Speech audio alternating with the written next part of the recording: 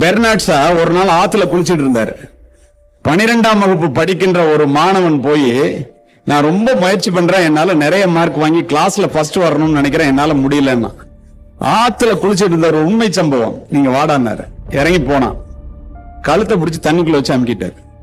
அவன் எவ்வளவோ முயற்சி பண்ணி பாக்குறான், விடவே இல்ல. செத்து போயிருவோம்னு நினைச்ச உடனே தன்னுடைய சக்தி முழுவதையும் வேகமா தள்ளுறான். பெர்னாட்ஸா தண்ணிக்குள்ள விழுந்துடுறாரு. இவன் எந்திரிச்சிடறான். அவர் எந்திரிச்சோன்னு கேக்குறாரு, எப்படி இருந்துச்சுன்னு. இன்னும் கொஞ்ச நேரம் இருந்தா செத்து போயிருப்பேன் அப்படிங்க. அப்புறம் எப்படி தப்பிச்சேங்கிறாரு.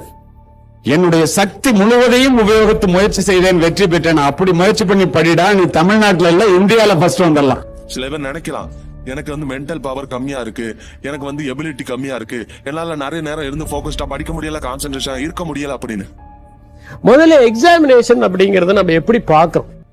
நிறைய பேர் என்னன்னா எக்ஸாமினேஷன்ங்கிறத ஒரு தண்டனையா பாக்குறாங்க. தண்டனையா பார்த்தாக்க அது கஷ்டமா தான் இருக்கும். நம்ம படிச்சதெல்லாம் வெளிப்படுத்துவதற்கான ஒரு வாய்ப்பு அப்படின்னு நம்ம நினைச்சோம்னு வச்சுக்கோங்க.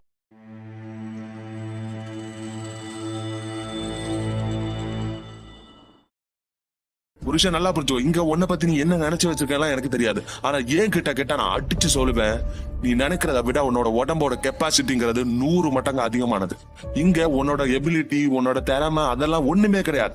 இங்க நீ உன்னை பத்தி என்ன நினைச்சு வச்சிருக்க, இங்க நீ உனக்காக எவ்வளவு தூரம் கஷ்டப்படுறதுக்கு தயாரா இருக்க, இங்க உன்னோட கிரேட்ஸுக்காக நீ எவ்வளவு தூரம் பிராக்டிஸ் பண்ற, அதை பொறுத்துதான் உன்னோட கிரேட்ஸ், மார்க்ஸ் எல்லாமே வரப்போகுது. சோ உன்னோட எபிலிட்டியை நினைச்சு நீ நீயே குறை சொல்லிருக்காத. இப்ப கிளாஸ்ல என்ன பண்ணுவாங்க, டீச்சர் கேள்வி கேட்டோன்னே சில பசங்க அப்படி கையை தூக்கிட்டு நான் சொல்றேன்னு போட்டி போடுவாங்க. ஏன்னா அவனுக்கு அந்த விடை தெரியுது. சில பசங்க அப்படியே அவனுக்கு தெரியாது, அப்படியே அந்த எந்திரிச்சு நிக்கிறான் பாருங்க, அவன் பின்னாடி இப்படி தலையை இப்படி குடிஞ்சிக்கிட்டு உட்காந்துருவான், நம்மள ஏதாவது கேட்டுற போறாங்கன்னு சொல்லிட்டு. அது மாதிரி நமக்கு ஒரு வாய்ப்பு, அந்த வாய்ப்பு கிடைச்சிச்சுன்னா என்ன பண்ணுது, அதை எப்படி வெளிப்படுத்துறது. ஆக எக்ஸாமினேஷன்ங்கிறது ஒரு வாய்ப்பு. உலகத்தை எப்படி பார்க்கிறோம், பாசிட்டிவா பார்க்கிறோமா நெகட்டிவா பார்க்கிறோமா, இதுதான் ரொம்ப முக்கியம். நெக்ஸ்ட் லெவலுக்கு கூட்டிட்டு போறதுக்கான நேரம் வந்தாச்சு. உன்னோட மார்க்ஸ், உன்னோட கிரேட்ஸ், உன்னோட ஸ்கோர்ஸ் எல்லாம் ஒரு படி இம்ப்ரூவ் ஆகிறதுக்கான அவசியம் வந்தாச்சு.